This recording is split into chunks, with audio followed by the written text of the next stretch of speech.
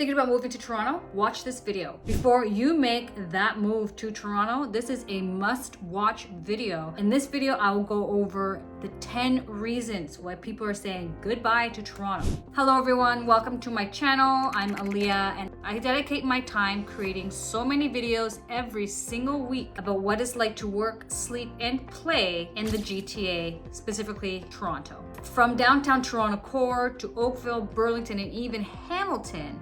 If this is the type of content you want, click that subscribe button and follow along and get the inside scoop on what it's like to live in the GTA. So fun fact, I get a number of people from time to time calling me when they are thinking about making that move to Toronto.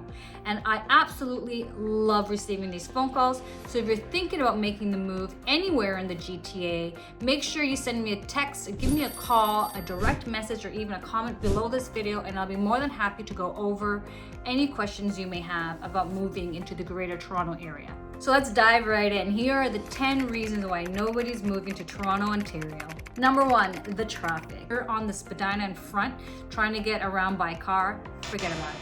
Although living in Toronto, in and around the downtown area, you'll learn the trends on when to go and do your errands and what to avoid going out by car altogether. And reason number 2, the unpredictable weather. I've heard Toronto's weather being described on many occasions as bipolar. You wake up and it's all sunshine and rainbows. By the time you head out, there's darkness and heavy winds, with then a downpour of rain, followed by more sunshine, and depending on the time of the year, maybe some light snow, all in one day. So experiencing all 4 seasons in one day doesn't happen all the time, but it does happen. So reason number 3, what to wear. And deciding what to wear in Toronto can be quite difficult.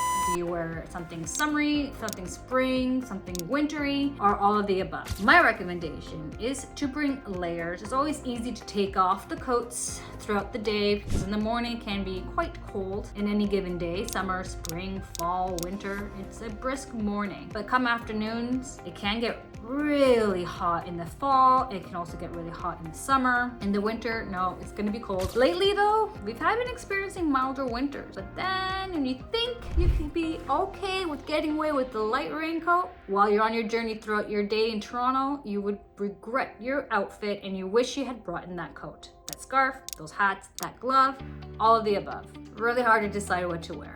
And now reason number 4, transportation. Toronto is a walking city. If you have a car or like using a car, then this city may not be for you. Getting from point A to B is much faster by foot or by streetcar that gets you down the street a lot faster and shows up every 5 minutes. Traveling by car, there are a lot of ways to get around. The bike lanes you gotta watch out for. You gotta watch out for only the pedestrian areas who could cross the street anytime they want actually. There are some dedicated streets that are only for streetcars and pedestrians, such as King West. You cannot get in and out of that by car.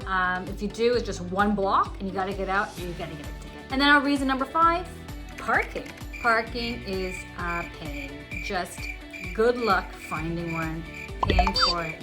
And if you don't read the signs correctly, which can be cryptic, you may get a ticket anyway. So some of the signs read, can only park here between Mondays and Fridays, but not on the last Thursday of the month or the first Tuesday, only between the times of 8 a.m. and 9 a.m. Again, you can park here between 12 and 1, but you can't park here while school's out, and then you can park here again between 10 p.m. to midnight. So if you understand those rules that are all laid out on like a little post that's above eye level, so you have to look for these signs, and then you can actually understand these instructions of how to park, then you're golden. Chances are though, you'll be parked in front of a fire hydrant and you'll get a nice ticket anyway. Now reason number 6, limited parks and recreation. There's a lot of parks in Toronto, small and crowded, but still a lot of parks. You have down to the south, you got the harborfront, the lake, a couple of nice beaches there, a bit crowded, but they're still nice walk beaches. There's also dog parks that are planted, like little parks around the area. Not a lot of green space in Toronto, but they really gotta look out for them. Chances are if you're living in a condo, there is a park in the neighborhood, but you could blink while you're walking and you missed it. But they are very limited. Now reason number 7, unlimited things to do. The nightlife, the industry days where clubs and bars stay open until 5 a.m. and being in the know or receiving a text message at 1 a.m. when you finally got home saying, hey, XYZ is open until 5 a.m. Let's grab a bite to eat. Your FOMO will kick in, and there you'll have it. It's Sunday and you still haven't slept or eaten or a decent meal since last February. But that's Toronto for you, not for the people who don't like coffee, because you'll need those afternoon espresso shots and the second wind around 2 a.m. in the morning. And on top of the nightlife, having FOMO and making sure you're seen and you're everywhere in Toronto, you're also going to be a workaholic. It's a city of so much opportunity, so sleep is not a priority. Now, reason number 8, holidays. The city can feel very empty. Everyone goes home to their families' homes in the suburbs, and then Toronto just feels like a ghost town, especially on Thanksgiving. But Boxing Day, avoid Eaton Centre, anywhere near Queen Street really. Well, better yet, just stay home in your condo during Boxing Day. Just look outside, it might be snowing, it'll be pretty, and then hibernate. Just avoid going out at all. And now reason number 9, unpredictable crowds out of nowhere.